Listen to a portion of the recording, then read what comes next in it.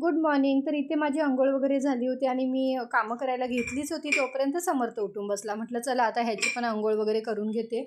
आणि आज त्याला काही वेगळा असा नाश्ता बनवायचा नव्हता, कारण जेवणच लवकर बनवायला घेणार होती. म्हटलं चला काहीतरी तोपर्यंत पाहिजे, म्हणून इथे अंडं उकडून घेतलं आणि छोट्या छोट्या पीसेसमध्ये कट केलं आणि त्याला भरवायला घेतलं. आता साहेबांचे भरवताना एवढे नखरे असतात ना, खूप अर्धा पाऊण तास जातो एक अंडं भरवायला. हे बघ ते बघ असं करत करत त्याला भरवावं लागतं. स्वतःच्या पण हाताने खातो, पण सगळं घरभर करून ठेवतो. अंडं खाऊन झाल्यानंतर बघा हा एक डान्स चालू होता. असा नवीन नवीन जे बघेल ते आता करतो. आता ह्या टी व्हीमध्ये बघून तसाच करत होता. आणि त्याची फ्रेंड इकडे बाहेर डान्स करत होती, कारण ती आतमध्ये येत नव्हती, कारण विदूची फ्रेंड आतमध्ये होती. आणि नवीन कोणतरी बघितल्यावर लहान बाळं काय लगेच यायला बघत नाहीत.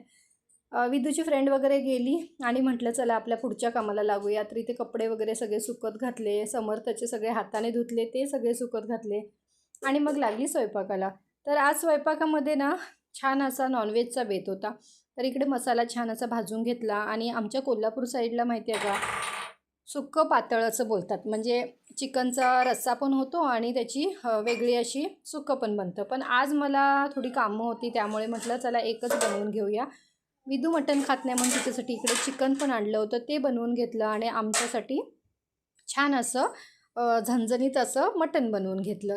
तर बघू शकता तुम्ही, मटण एवढं छान झालं होतं. तर तुम्हाला हे माझी मिनी व्लॉग्स कसे वाटतात ना, मला कमेंटमध्ये सांगा. आवडत असतील तर चॅनलला सबस्क्राईब करा. बाय.